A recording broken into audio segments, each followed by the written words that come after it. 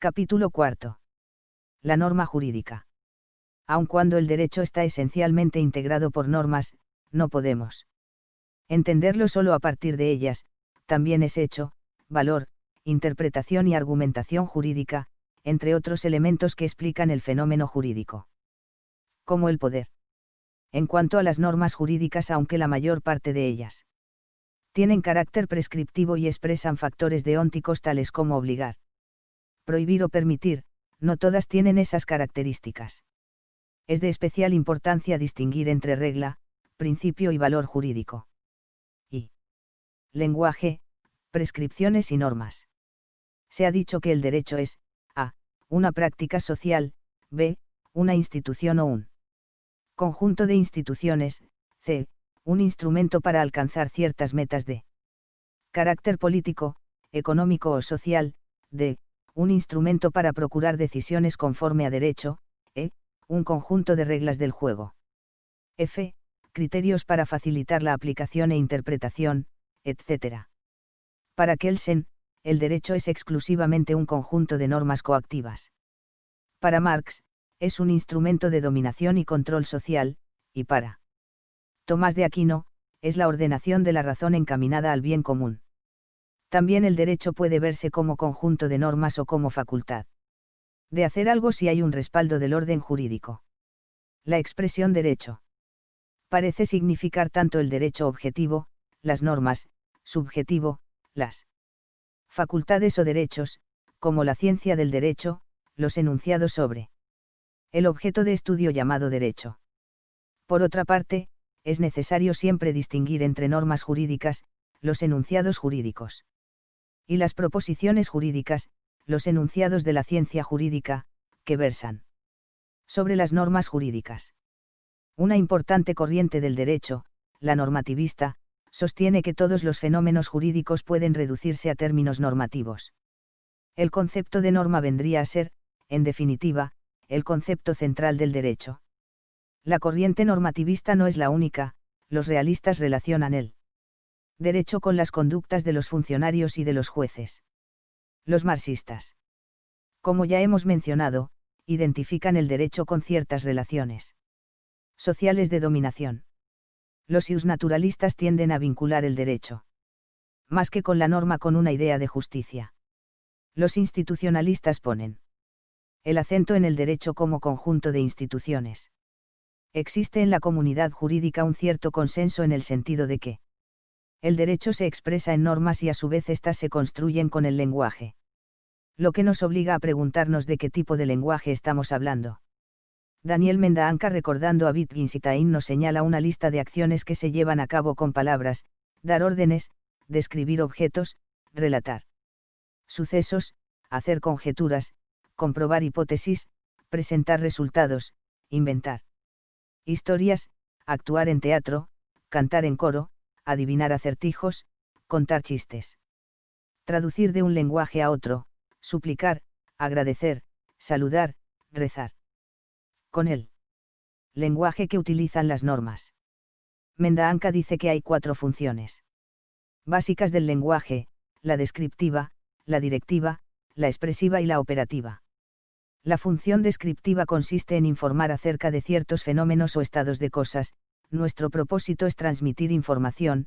De los enunciados lingüísticos de esta función se puede predicar verdad o falsedad, teniendo en cuenta si responden a determinada realidad. La función directiva la empleamos cuando intentamos dirigir la conducta de nuestros interlocutores. Esto lo hacemos cuando suplicamos, interrogamos u ordenamos algo. En esta función carece de sentido hablar de verdad o falsedad de los enunciados. Las directivas no son verdaderas ni falsas, pueden ser válidas o inválidas, justas e injustas, racionales o irracionales, etc. La función expresiva la empleamos para expresar emociones o sentimientos o provocarlos en los interlocutores. De las expresiones exclamativas o poéticas, tampoco cabe predicar verdad o falsedad, haciendo la aclaración que una cosa es expresar sentimientos, función expresiva, con la consistente en informar acerca de las emociones o sentimientos, función descriptiva. La función operativa o performativa, por su parte, consiste en producir cambios en la realidad al emitir los enunciados lingüísticos, por ejemplo cuando prometemos, juramos o apostamos, y como resulta obvio, de ellas tampoco predicamos verdad o falsedad. De lo expuesto, parece claro que las normas jurídicas no corresponden en general ni a la función informativa ni a la expresiva. En su mayor parte se corresponden con la función directiva o prescriptiva y algunas de ellas están dentro de la función operativa. Aunque sobre esto último debemos ir con cuidado, en ocasiones utilizamos enunciados lingüísticos que parecen ser descriptivos o informativos pero tienen una función prescriptiva. Por ejemplo, cuando digo, te has comportado mal. Es obvio que no pretendo exclusivamente informar a mi interlocutor acerca de su conducta, mi propósito evidente es indicarle o orientarle. O tal vez darle una orden para que no se porte mal, es decir, mi finalidad es principalmente directiva o prescriptiva, propia de las normas. En otro ejemplo, puedo aparentemente dar una orden cuando mi propósito es exclusivamente informar, si digo, peínate antes de salir a la calle. Quizá mi intención no sea la de ordenar, cambiar u orientar la conducta de alguien para que se peine, y solo sea la de informarle que está despeinado. Lo anterior significa que solo algunas veces los enunciados lingüísticos sirven a una función en estado puro, por lo que lo relevante será la intención o el propósito. Si este es el de ordenar, mandar e imponer, prohibir, permitir o facultar, no cabe duda que estamos ante la presencia de una norma. En la teoría kelseniana la estructura lógica de una norma jurídica prescriptiva, en la teoría contemporánea se le llamaría regla jurídica. Se explica con el enunciado, si es A, debe ser B. Lo que significa que en determinadas circunstancias un determinado sujeto debe observar tal o cual conducta, si no la observa, otro sujeto, generalmente un órgano del Estado, debe aplicar al infractor una sanción. De la formulación anterior se destacan 3 elementos: supuesto jurídico, relación jurídica y consecuencia jurídica. El supuesto jurídico son los hechos, las conductas, las circunstancias que, de actualizarse, de producirse, desencadenan una consecuencia jurídica o sanción. El vínculo entre el supuesto jurídico y la consecuencia jurídica se verifica a través de una relación jurídica, esto es, el deber ser, que es la expresión del principio de imputación jurídica, según esa teoría. Enrique Cáceres distingue los siguientes elementos estructurales de las normas: 1. Una determinada acción o actividad cuya realización es prescrita en la norma, pudiendo tratarse de abstenciones o de actividades complejas, compuestas de varias acciones como en el caso de realizar la investigación del delito. 2. La calificación deóntica o normativa de la acción, esto es, la norma puede determinar una obligación, una prohibición, un permiso o un tener que. 3. Las modalidades de la acción, es decir, las circunstancias de tiempo, modo o lugar en las que se debe realizar la acción o la abstención. 4. Sujeto normativo, que son los destinatarios de la prescripción, por ejemplo, los comerciantes, el servidor público, o los jueces. 5. Las condiciones de activación normativa, que son los elementos o supuestos que deben ser verificados en la realidad para activar la estructura normativa. Y 6. Elementos periféricos, que son la autoridad que emite la norma y la promulgación que permite el conocimiento del contenido de la norma por los sujetos normativos. En la teoría de von Wright, las normas jurídicas son prescripciones y se singularizan por los siguientes elementos estructurales: su carácter, su contenido y la condición de aplicación. El carácter consiste en la clasificación que hace la prescripción de determinadas acciones como obligatorias, prohibidas, permitidas o facultativas, los factores deónticos. El contenido entraña la acción o acciones afectadas por dicho carácter, es decir, lo prohibido, lo permitido, etc. La condición de aplicación son las circunstancias que deben presentarse para que exista la prohibición, la obligación o permisión de realizar el contenido de la norma. Los 3 anteriores elementos integran el núcleo normativo de las normas. Las normas jurídicas además presentan otros elementos: la autoridad que dicta la norma, el sujeto normativo o destinatario, la ocasión que es el ámbito de validez temporal. Vigencia determinada o indeterminada, y espacial de la norma, federales, estatales o municipales, la promulgación y la sanción. Para Bonrait existen varios tipos de normas, entre ellas, las prescripciones, las reglas definitorias, las normas técnicas, las normas ideales, las consuetudinarias y las morales. Las normas definitorias o determinativas son aquellas que definen o determinan una actividad o un concepto. Las reglas de un juego, por ejemplo, determinan los movimientos consentidos para los jugadores dentro del juego. Las normas técnicas o directrices indican un medio para alcanzar un fin determinado. Ejemplo de estas son las instrucciones para operar artefactos.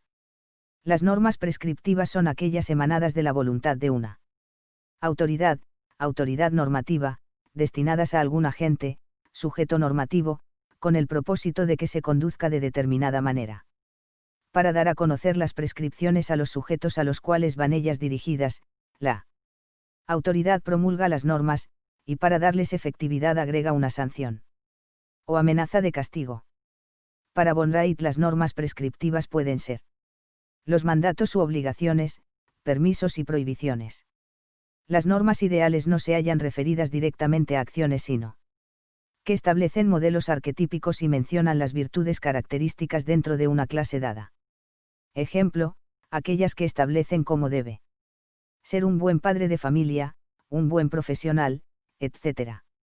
Las normas consuetudinarias marcan regularidades de conductas, disposiciones o tendencias a hacer cosas similares en situaciones parecidas. Son en principio hábitos sociales. Ejemplo de estas son las que establecen el modo de vestir, saludar, etc. Las normas morales se distinguen principalmente por carecer de sanción externa y por no estar institucionalizadas. García Maínez, entre otros. Agregará que son normas constituidas por mandatos que regulan actos internos del individuo y que además son categóricas, autónomas y unilaterales. 2. La concepción de García Maínez sobre las normas jurídicas. Las morales, los convencionalismos sociales y las religiosas. En la clásica obra de García Maínez titulada Introducción al estudio del derecho, el autor se decanta por considerar a las normas, en un sentido lato, como reglas de comportamiento, que pueden ser obligatorias o no, y en estricto sensu como reglas de comportamiento que imponen deberes o confieren derechos. Indica que hay reglas de comportamiento cuyo cumplimiento es potestativo, que prescriben determinados medios con vista a la realización de determinados fines, a ellas les llama reglas técnicas y a las reglas de comportamiento que imponen deberes o confieren derechos y tienen carácter obligatorio les da el nombre de normas. Distingue también entre juicios enunciativos, que son los que describen fenómenos o hechos, de los que se puede predicar verdad o falsedad, juicios que utilizamos, por ejemplo, en las ciencias naturales, aunque no solamente, y juicios normativos, que regulan conductas, y de los que se predica validez o invalidez, pero no verdad o falsedad. Los juicios normativos pueden postular deberes o derechos. Los que postulan deberes se dividen, siguiendo a Kant, en categóricos o hipotéticos. Los primeros ordenan sin condición, los segundos, condicionalmente. Los categóricos pueden ser positivos o negativos, es decir, mandatos o prohibiciones.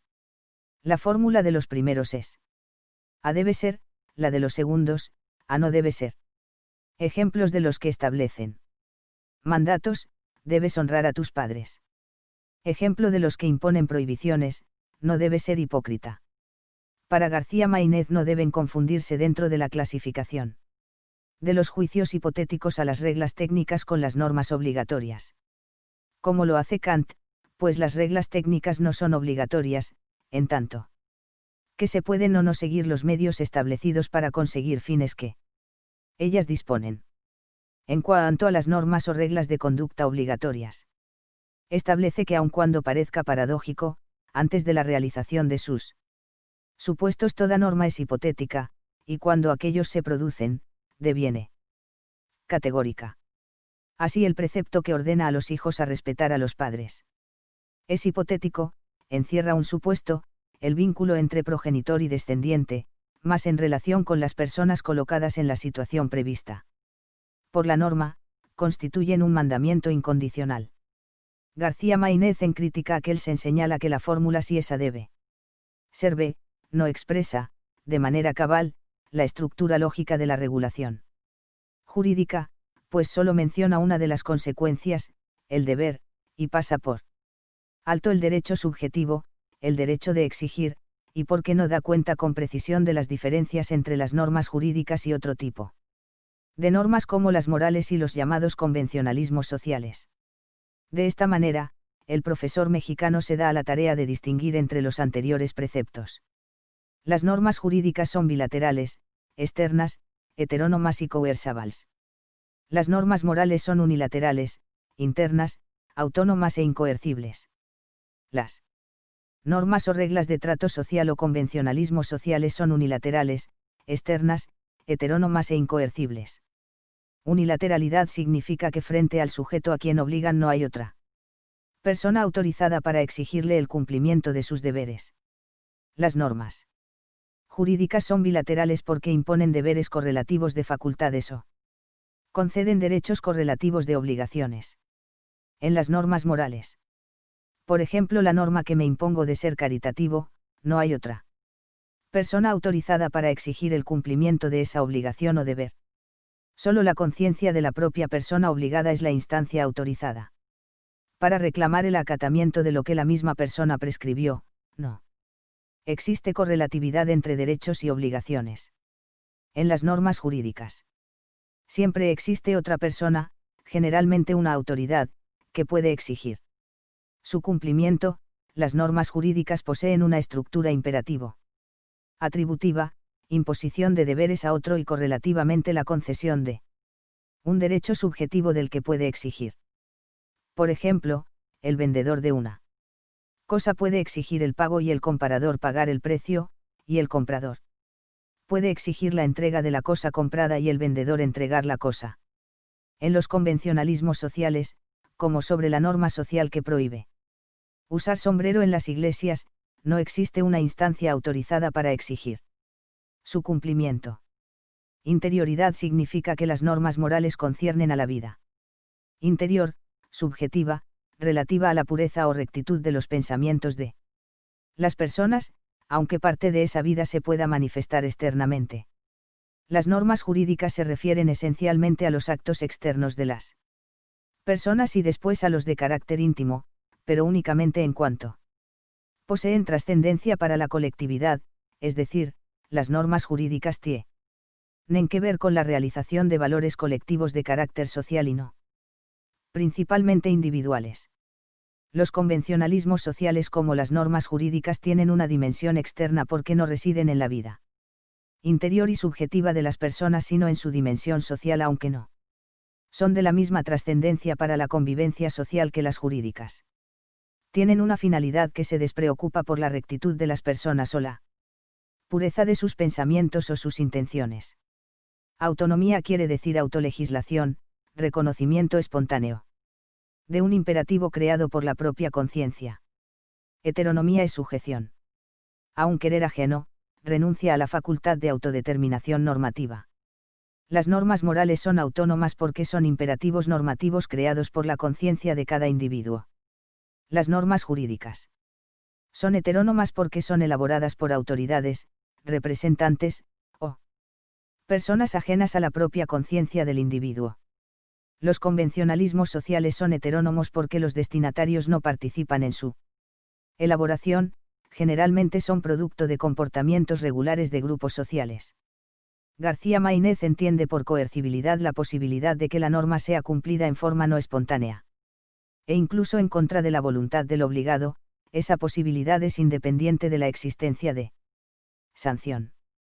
1.80 Incoercibilidad implica que el cumplimiento de las normas se efectúa de manera espontánea, pues no pueden imponerse en contra de la voluntad del obligado.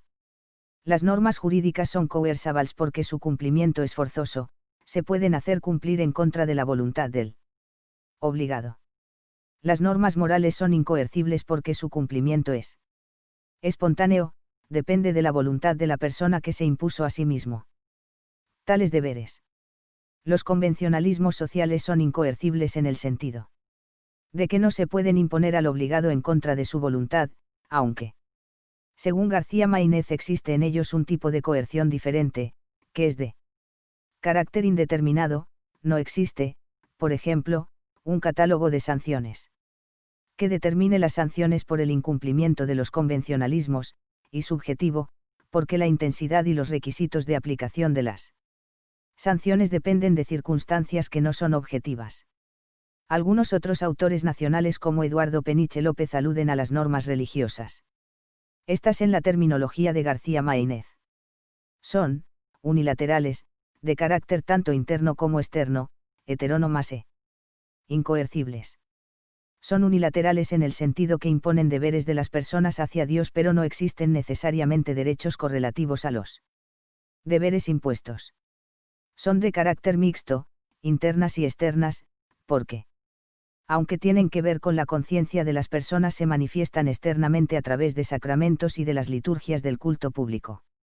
Son heterónomas porque el recipiendario de las mismas no es al mismo tiempo el legislador de las normas. Finalmente, son incoercibles porque no se pueden imponer en contra de la voluntad de las personas y sus sanciones son de naturaleza ultraterrena. Bilateralidad externas heterónomas coercibles. Unilateralidad internas autónomas incoercibles. Jurídicas bilaterales externas heterónomas coercibles. Morales unilaterales internas autónomas incoercibles. Sociales unilaterales externas heterónomas incoercibles. Religiosas unilaterales internas heterónomas incoercibles. Externas. 3. Clasificaciones tradicionales de las normas jurídicas. Bobbio y García Maínez. 1. Las clasificaciones de Norberto Bobbio. Bobbio proporciona 3 clasificaciones de las normas jurídicas, en donde los criterios de clasificación son: 1. El nivel de generalidad y abstracción de las normas; 2. Su carácter afirmativo o negativo; y 3. Su naturaleza categórica o hipotética. A partir de las variables de generalidad, abstracción, particularidad y concreción elabora la primera clasificación y así distingue entre normas generales y abstractas, que son las referidas a una pluralidad de sujetos normativos, generalidad, y que se encargan de regular diversas conductas de esos sujetos, abstracción. La mayor parte de las leyes cumplen con estas condiciones, por ejemplo, las normas del Código Penal que tipifican los delitos. Normas generales y concretas regulan a una pluralidad de sujetos normativos, pero respecto a una conducta específica.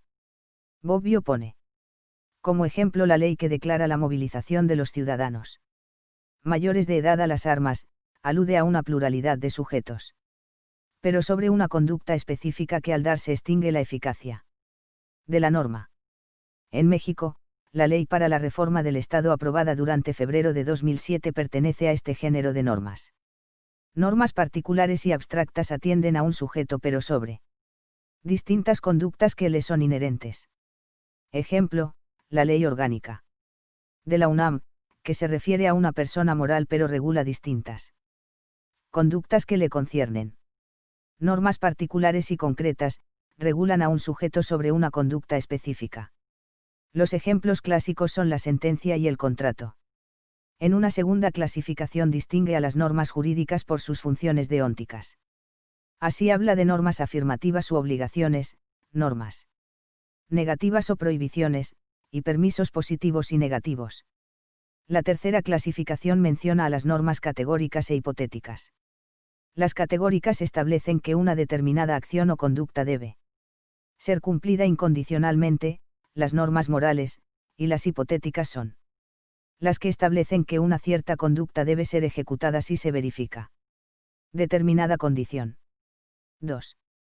Las clasificaciones de García Maínez.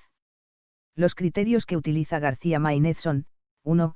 Por el sistema a que pertenece. 2. Por su fuente. 3. Por su ámbito espacial de validez. 4. Por su ámbito temporal de validez. 5. Por su ámbito material de validez. 6. Por su ámbito personal de validez. 7. Por su jerarquía. 8. Por su sanción. 9. Por su cualidad. 1.0, por sus relaciones de complementación, y 11, por sus relaciones con la voluntad de los particulares. Por el sistema al que pertenecen son nacionales, extranjeras y uniformes. Las nacionales se aplican en principio en el territorio nacional, aunque excepcionalmente podrían aplicarse en territorio extranjero. En algunos supuestos derivados de los conflictos de leyes. Las extranjeras rigen en principio para un territorio no nacional, aunque existen también excepciones. Y en determinados supuestos pueden ser aplicadas en territorio nacional. Las de derecho uniforme son normas comunes a sistemas jurídicos de diversos países, en las últimas décadas en Europa, y por virtud de los tratados de la Unión Europea existen normas comunes a diversos territorios nacionales. Por su fuente formal, entre otras, las normas pueden tener origen en actos del poder legislativo que se llaman leyes. También pueden tener su fuente en la jurisprudencia, es decir, en decisiones obligatorias de los tribunales. Pueden tener origen en la facultad reglamentaria del Poder Ejecutivo. O su fuente puede ser la costumbre, que es reconocida como derecho. Por su ámbito espacial de validez, que es la porción del espacio en que un precepto es aplicable, las normas en un país como México pueden ser federales, del Distrito Federal, estatales o municipales. Esta clasificación se fundamenta en los artículos 39, 4.1, 42, 43, 11.5, 11.6 y 1.22 de la Constitución. Que dan competencia a poderes y órganos federales, estatales y municipales para crear normas. Por su ámbito temporal de validez, que está constituido por el lapso durante el cual conserva la norma su vigencia, las normas pueden ser de vigencia determinada o indeterminada. En las de vigencia determinada su ámbito de validez temporal se encuentra previsto de antemano. En las de vigencia indeterminada no tienen plazo de vigencia definido.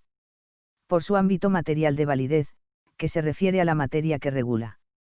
Las normas jurídicas en México suelen clasificarse en normas de derecho privado, civil y mercantil, de derecho público, constitucionales, administrativas, penales, procesales e internacionales, y de derecho social, laboral, agrario, seguridad social. Esta clasificación tiene un interés práctico para efectos, por ejemplo, de interpretación de las normas. Así, el artículo 1.4 de la Constitución señala que en los juicios de orden criminal queda prohibido imponer, por simple analogía y aun por mayoría de razón, pena alguna que no esté decretada por una ley exactamente aplicable al delito de que se trate. Y en los juicios del orden civil, la sentencia deberá ser conforme a la letra o a la interpretación jurídica de la ley, y a falta de ésta se fundará en los principios generales del derecho. Es decir, la naturaleza de las normas, penal o civil, puede determinar formas y métodos distintos de interpretación. Por su ámbito personal de validez, las normas pueden ser generales y particulares. Las generales se refieren a distintos sujetos normativos, a todos los comprendidos dentro de la clase designada en la norma, tal como ocurre con las leyes, o a un sujeto individualizado como en las sentencias. En donde se particulariza a los sujetos normativos. Las particulares pueden ser públicas o privadas. Las públicas entrañan actos de autoridad, una sentencia, un acuerdo administrativo. Las privadas derivan de actos como los convenios, contratos, testamentos, etc. Por su jerarquía, las normas pueden ser del mismo rango, relaciones de coordinación, o pueden ser de distinto rango, relaciones de supra o subordinación. La teoría moderna de la jerarquía normativa se debe a Adolf Merkl y a Hans Kelsen. Este último autor precisó que el sistema jurídico es un sistema dinámico, en donde las normas de menor jerarquía son aplicación o consecuencia de las normas de mayor jerarquía. El orden jurídico es una larga jerarquía de preceptos, cada uno de los cuales desempeña un doble papel, en relación con los que le están subordinados tienen carácter normativo, en relación con los supraordinarios son un acto de aplicación. Las únicas normas que no tienen un doble carácter son la norma base o fundamental del sistema, que solo tiene carácter normativo, y la norma más inferior del sistema de la que no puede derivarse otra norma y que solo constituye un acto de aplicación. Por su jerarquía las normas en México suelen clasificarse, de mayor a menor jerarquía, entre 1. Normas constitucionales, 2. Tratados internacionales y leyes generales expedidas por el Congreso. 3. Leyes federales, estatales y del Distrito Federal, y 4. Normas municipales. Esta clasificación deviene de la interpretación que el miércoles 1 de marzo de febrero de 2007 la Suprema Corte de Justicia de la Nación realizó al artículo 133 de la Constitución que consagra el principio de supremacía constitucional. ¿Y qué dice? Esta Constitución, las leyes del Congreso de la Unión que emanen de ella, y todos los tratados que estén de acuerdo con la misma, celebrados y que se celebren por el Presidente de la República, con aprobación del Senado, serán la ley suprema de toda la Unión. Los jueces de cada estado se arreglarán a dicha Constitución, leyes y tratados, a pesar de las disposiciones en contrario que pueda haber en las constituciones o leyes de los estados. Por su sanción, las normas pueden ser perfectas, leyes más que perfectas, leyes menos que perfectas y leyes imperfectas. Las leyes perfectas son aquellas cuya sanción consiste en la inexistencia o nulidad de los actos que vulneran o en la imposición de un castigo. Las leyes más que perfectas implicarían en caso de violación además de la inexistencia o nulidad del acto o la sanción, una reparación pecuniaria. Las leyes menos que perfectas son las que su violación no entraña que el acto deje de producir efectos jurídicos pero que, sin embargo, hacen al responsable acreedor a un castigo. Y por lo que vea las leyes imperfectas son aquellas que no están provistas de sanción. Por su cualidad, las normas se dividen en positivas, permisivas, y negativas, prohibitivas. Son positivas las que permiten cierta conducta, ya sea acción u omisión, y negativas, las que prohíben determinado comportamiento, acción u omisión. Según García Maínez, las normas obligatorias son positivas, pues es evidente que permiten lo mismo que mandan. Por el punto de vista de sus relaciones de complementación, hay normas jurídicas que tienen por sí mismo sentido pleno, en tanto que otras poseen significación cuando se les relaciona con preceptos del primer tipo. Las plenas según Kelsen se llaman primarias y las derivadas se les denomina secundarias. Las secundarias son por ejemplo, las de iniciación, duración y extinción de la vigencia de una norma, las declarativas o explicativas, por ejemplo las definiciones, las permisivas, las interpretativas, y las puramente sancionadoras. Estas últimas son aquellas que establecen el deber de ciertos órganos del Estado de imponer al violador la sanción, pero que lo hacen porque hay una primera norma que estableció primero los supuestos, la relación jurídica y las consecuencias jurídicas. Por el punto de vista de su relación con la voluntad de los particulares. Las normas pueden ser taxativas y dispositivas. Las taxativas son aquellas que obligan en todo caso a los particulares, independientemente de su voluntad. Las dispositivas son las que pueden dejar de aplicarse por voluntad expresa de las partes a una situación jurídica concreta. Las dispositivas se dividen a su vez en interpretativas, las cuales sirven para interpretar la voluntad de las personas que han intervenido en un negocio jurídico. Y supletivas, que se aplican en ausencia de una regulación especial establecida por los contratantes.